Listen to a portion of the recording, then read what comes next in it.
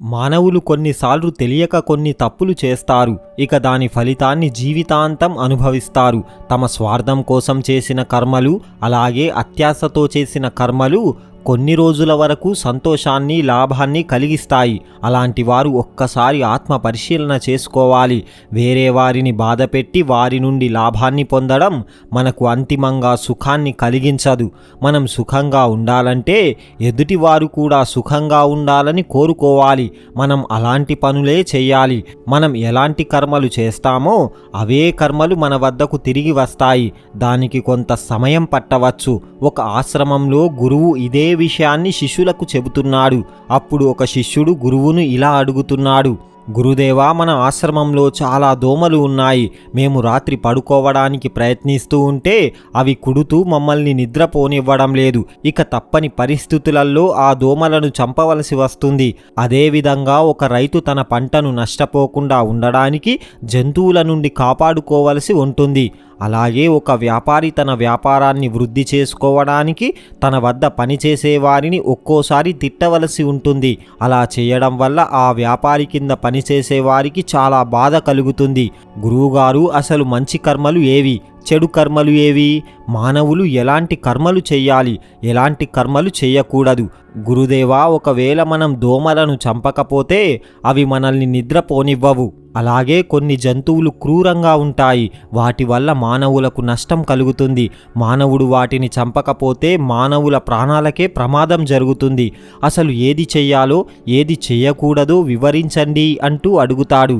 అప్పుడు ఆ గురువు నవ్వుతూ, నాయనా, ఒక్కసారి ఆ చెట్టును చూడు అంటూ పక్కనే ఉన్న ఒక చెట్టును శిష్యులందరికీ చూపిస్తూ, ఆ చెట్టును బాగా చూడండి, దానికి ముళ్ళు ఉన్నాయి చూశారా, దానిని బాగా గమనించండి, అందులో మీరు ఏం గమనించారో చెప్పండి అంటూ అడుగుతారు. అందులోంచి ఒక శిష్యుడు లేచి, గురుదేవా, ఆ చెట్టు చాలా పెద్దగా ఉంది అని అంటాడు. మరో శిష్యుడు లేచి, గురుదేవా, ఆ చెట్టుకు మంచి పళ్ళు ఉన్నాయి అని అంటాడు. ఇక మరో శిష్యుడు లేచి, గురుదేవా, ఆ చెట్టు నీడ చాలా చల్లగా ఉంటుంది అని అన్నాడు. ఇక నాల్గవ శిష్యుడు మాత్రం విచిత్రమైన సమాధానం చెప్పాడు. గురుదేవా, ఆ చెట్టు కట్టెలు చాలా విలువైనవి, వాటిని ఎక్కువ ధరకు అమ్మవచ్చు అని అంటాడు. అప్పుడు ఆ గురువు, చూడండి, ఒక కట్టెలు కొట్టే వ్యక్తి వచ్చి దానిని నరికే ప్రయత్నం చేశాడు. అప్పుడు అతనికి ఆ చెట్టుకు ఉన్న ముళ్ళు గుచ్చుకొని గాయాలైనాయి. మరి అందులో ఆ చెట్టు తప్పు ఉందా? మరి ఆ చెట్టు చెడు కర్మ చేసినట్టేనా? దానిని మనం ఎలా అర్థం చేసుకోవాలో నేను మీకు పూర్తిగా వివరిస్తాను, జాగ్రత్తగా వినండి. ఈ ప్రకృతి మొక్కలకు, చెట్లకు కూడా తనను తాను కాపాడుకునేందుకు శక్తిని ప్రసాదించింది. ఆ చెట్టుకు ఉన్న ముండ్లు కూడా తనను తాను రక్షించుకునేందుకే ఉన్నాయి. అలా ఆ చెట్టు తనను తాను రక్షించుకునే సందర్భంలో వేరే వారికి తన వల్ల హాని జరిగితే అది చెడు కర్మ ఎందుకు అవుతుంది? అందులో ఆ చెట్టు తప్పు ఏమీ లేదు. ఎందుకంటే దాని ప్రథమ కర్తవ్యం తనను తాను రక్షించుకోవడమే. ఆ చెట్టు ముందుగా తనను తాను రక్షించుకుంటేనే ఆ తరువాత అది అందరికీ మంచి మంచి ఫలాలను, పువ్వులను అందించగలుగుతుంది. అందుకే తనను తాను రక్షించుకునేందుకు చేసే ఎలాంటి కర్మలైనా అవి మంచి కర్మలే అవుతాయి, అవి చెడు కర్మలు కావు. నాయనలారా, మన జీవితంలో ఏది మంచి కర్మనో ఏది చెడు కర్మనో మనం తొందరగా నిర్ణయించుకోలేము. దానికోసం మనం తార్కిక శక్తిని ఉపయోగించుకోవాలి. ఉదాహరణకు, ఒక సింహం జింకను వేటాడి చంపినప్పుడు అది చూసిన మనకు ఆ జింకను చూసి అయ్యో పాపం అనిపిస్తుంది. అదే సమయంలో సింహాన్ని చూస్తే దానిపై విపరీతమైన కోపం వస్తుంది. కానీ ఇక్కడే మనం ఈ ప్రకృతి యొక్క ధర్మాన్ని పూర్తిగా అర్థం చేసుకోవాలి. ఆ సింహానికి ఆ జింకనే ఆహారం. ఒకవేళ అది ఆ జింకను చంపి తినకుంటే ఆకలితో సింహం మరణిస్తుంది. మరి ఇందులో ఆ సింహం యొక్క తప్పు ఎక్కడుంది? ఈ ప్రకృతిలో కొన్ని నియమాలు ఉంటాయి. దాని ప్రకారమే ఈ జీవన చక్రం నడుస్తుంది. అహింస పరమో ధర్మః అని అంటారు. అహింస అన్నింటికంటే గొప్ప ధర్మం అని అంటారు. కానీ అది ఎప్పటి వరకు? మనకు హాని కలగనంత వరకు. ఆ ప్రమాదం మన వరకు వస్తే అప్పుడు మానవుడు అహింసను పక్కన పెట్టి హింస చేసి తన ప్రాణాలను కాపాడుకోవాల్సిందే.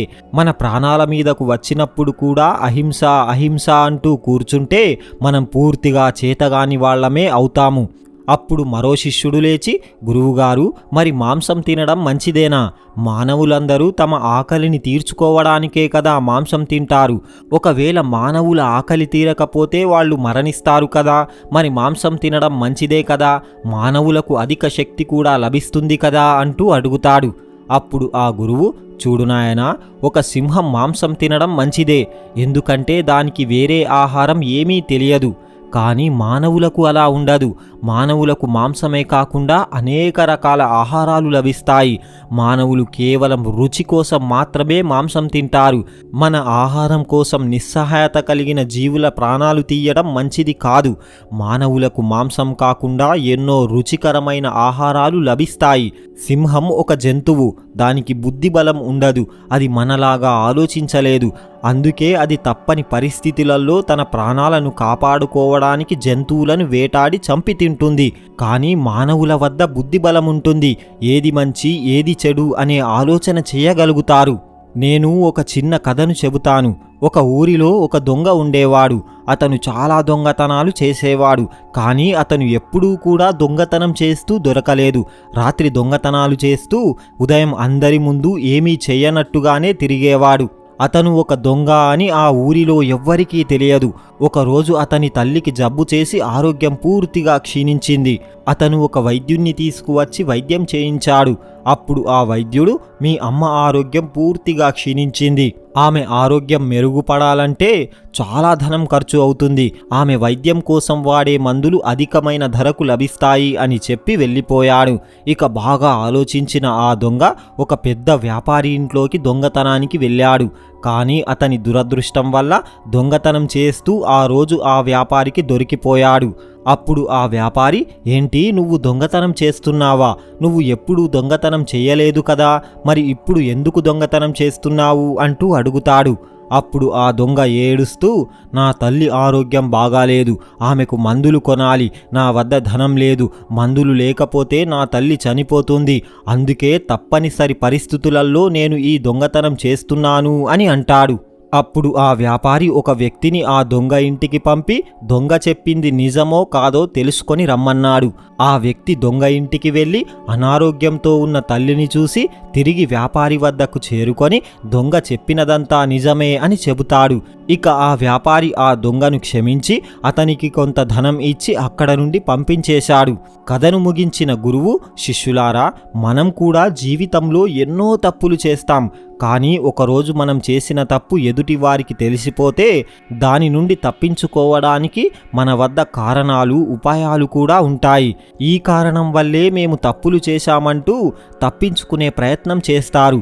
మీరు ఇంతకుముందు మాకు దోమలు కుడుతున్నాయి, నిద్రపోనివ్వడం లేదు, వాటిని చంపేయాలా అంటూ అడిగారు. నాయనా, ఇక్కడ ఒక్కటి బాగా గుర్తుంచుకోండి. మీరు నిద్రపోవాలంటే దోమలను చంపడం ఒక్కటే మార్గం కాదు. మీరు మీ బుద్ధిని ఉపయోగించి ఒక మంచి దోమ తెరను వాడి దోమల నుండి తప్పించుకోవచ్చు కదా. అలా చేస్తే ఆ దోమలను చంపే అవసరమే ఉండదు కదా. దోమలను చంపడం అనే చెడు కర్మ నుండి మీరు తప్పించుకోవచ్చు కదా. ఇలా చేస్తే ఎవ్వరికీ నష్టం కలగదు. శిష్యులారా, మానవులు తమ బుద్ధిని సరిగ్గా ఉపయోగిస్తే అసలు ఎప్పుడూ కూడా తప్పుడు కర్మలు చెయ్యరు. అలాగే ఒక వ్యాపారి తన వద్ద పనిచేసే వారితో ప్రేమగా ఉండి కూడా తన పనిని చేయించుకోవచ్చు. కానీ తన అహంకారం చూపించుకోవడానికి, తనను తాను గొప్పగా చూపించుకోవడానికి, పని వాళ్లను కింది స్థాయిలో చూపడానికి వారిని తిడుతూ అవమానిస్తూ ఉంటాడు. మనం ఏదైనా ఒక పనిని చేయడానికి 2-3 మార్గాలు ఉంటాయి. కానీ మనం ఏ మార్గం ద్వారా పనిని చేస్తున్నాం అనేదే ముఖ్యం. మంచి మార్గంలో ప్రేమతో ఎదుటివారికి నష్టం కలగకుండా చేసేది మొదటి కర్మ. అహంకారంతో బుద్ధిని ఉపయోగించుకోకుండా ఎదుటివారికి నష్టం కలిగేలా చేసేది రెండవ కర్మ. ఇది ఉత్తమమైనది కాదు. ఎప్పుడూ కూడా మనం చేసిన తప్పును నేను చేసింది మంచిదే అని వాదించే ప్రయత్నం చేయకూడదు. అలా చేస్తే అది మీ అహంకారమే అవుతుంది. అహంకారంతోనే తాము చేసిన తప్పును ఒప్పుకోకుండా మేము చేసిందే సరైనది అని వాదిస్తారు. ఒకవేళ మీ వల్ల తప్పు జరిగితే దానిని స్వీకరించాలి. అలా స్వీకరిస్తే దాని ప్రభావం భవిష్యత్తులో ఎక్కువగా ఉండదు. అప్పుడు ఒక శిష్యుడు లేచి, గురుదేవా, ఒక వ్యక్తి గతంలో తాను తప్పు చేస్తే వాటి ప్రభావం భవిష్యత్తుపై ఉంటుందా? మానవుడు గతంలో చేసిన తప్పులను భవిష్యత్తులో మంచి కర్మలుగా మార్చుకోవచ్చా? మానవుడు చేసిన తప్పుల నుండి ఎలా బయటపడాలి అంటూ అడుగుతాడు. అప్పుడు ఆ గురువు, నాయనా, ఎవరైతే చేసిన తప్పును ఒప్పుకుంటారో వాళ్ళు ఉత్తములు. ఎందుకంటే తప్పు చేసిన వాళ్ళందరూ వాళ్ళు చేసింది తప్పు అని ఒప్పుకోరు. ప్రతి మానవుడు తెలుసో తెలియకో తప్పులు చేస్తూనే ఉంటాడు. ఒక్కసారి తెలియక తప్పు జరిగితే దానిని క్షమించవచ్చు, కానీ పదే పదే అదే తప్పును చేస్తూ ఉంటే అది వాళ్ళ మూర్ఖత్వమే అవుతుంది. ఇక దానిని క్షమించలేము. మానవుడు తాను చేసిన తప్పుల నుండి ఎన్నో విషయాలను నేర్చుకొని భవిష్యత్తులో అలాంటి తప్పులు జరగకుండా జాగ్రత్త పడుతూ ముందుకు వెళ్ళాలి. గతంలో జరిగిన తప్పులను గురించి ఎక్కువగా ఆలోచించకూడదు. దాని ద్వారా మనస్సులో బాధ కలుగుతుంది. ఆ బాధ వల్ల ఏ పని చేసినా అది మనస్ఫూర్తిగా ఆనందంతో చేయలేడు. కొత్త పనిని మొదలు పెట్టగానే గతంలో చేసిన తప్పులే గుర్తుకు వస్తాయి. అందుకే గతంలో జరిగిన తప్పులకు భయపడడం కంటే వాటి నుండి ఏది మంచి ఏది చెడు అనేది నేర్చుకొని ముందుకు సాగిపోవాలి. మన జీవితం ఎప్పుడు ముగుస్తుందో తెలియదు. గడుస్తున్న ప్రతి క్షణం మనం మరణానికి దగ్గరవుతాం. గడిచిన కాలం తిరిగి రాదు. మనం ఇప్పుడు తీసుకుంటున్న ఈ శ్వాస ఇదే చివరి శ్వాస కావచ్చు. ఒక్కసారి జీవితంలో వెనక్కి వెళ్ళి చూస్తే నీ జీవితంలో నువ్వు ఆనందంగా సుఖంగా ఎప్పుడు జీవించావో ఒక్కసారి ఆలోచించుకో. అలాంటి రోజులు చాలా తక్కువగా ఉంటాయి. అవి కూడా చిన్ననాటి రోజులే ఉంటాయి. మానవుడు తన జీవితం మొత్తం చింత, భయం, లోభం, ఆశ, ఈర్ష్య లాంటి వాటితో తన జీవితం మొత్తం గడిపేస్తున్నాడు. మనం ఏదైనా ఒక కర్మను చేస్తున్నప్పుడు మన బుద్ధిని వాడి ఏది మంచి ఏది చెడు అనే విచక్షణ చేయాలి. కొన్నిసార్లు ఏది మంచి ఏది చెడు అని తెలుసుకోవడం అంత సులభం కాదు. ఈ లోకంలో ఏది కూడా అంత సులువుగా లభించదు.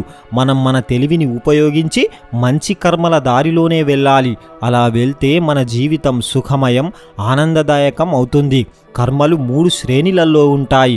మొదటిది ఉన్నతమైన శ్రేణి, రెండవది మధ్యమ శ్రేణి, మూడవది దిగువ శ్రేణి. ఏ మానవుడైతే ఏమీ ఆశించకుండా నిస్వార్థంగా కర్మలు చేస్తాడో అలాంటి కర్మలు ఉన్నతమైన శ్రేణిలోకి వస్తాయి. ఇక రెండవది మధ్యమ శ్రేణి. ఏ మానవుడైతే తన అహంకారంతో ఎదుటివారికి నష్టం కలిగిస్తూ వారిని బాధ పెడతాడో అలాంటి కర్మలు మధ్యమ కర్మలు. ఇక మూడవది, ఏ మానవుడు అయితే ఉద్దేశపూర్వకంగా హింసతో ఎదుటివారికి నష్టం కలిగిస్తాడో అవి నీచ కర్మలుగా చెబుతారు. ఇది అత్యంత ప్రమాదకరం. ఒకవేళ మానవుడు మధ్యమ కర్మలు చేస్తూ ఉంటే మెల్లిమెల్లిగా వాటిని ఉన్నతమైన కర్మలుగా మార్చుకోవాలి. అప్పుడే జీవితం మారుతుంది. ఎందుకంటే మన కర్మలన్నీ మన జీవితంపై ప్రభావం చూపిస్తాయి. ఇక చివరగా ఆ గురువు ఇలా అంటున్నాడు, శిష్యులారా, తప్పులు చేయడం మానవులకు సాధారణం. కానీ ఆ తప్పులను తెలుసుకొని వాటి నుండి జీవిత పాఠాలను నేర్చుకొని మళ్ళీ భవిష్యత్తులో అలాంటి తప్పులు జరగకుండా చూసుకునేవాడే ఉత్తముడు అని చెబుతాడు ఆ గురువు. చూశారు కదా. మీకు గనక ఈ వీడియో నచ్చితే జై శ్రీకృష్ణ అని ఒక చిన్న కామెంట్ చేయండి. ఇలాంటి మరిన్ని వీడియోస్ కోసం ఇప్పుడే మా ఛానల్ని సబ్స్క్రైబ్ చేసుకోండి. పక్కనే ఉన్న బెల్ ఐకాన్ని ప్రెస్ చేయండి. మా వీడియోని లైక్ చేయండి, షేర్ చేయండి. జై శ్రీకృష్ణ.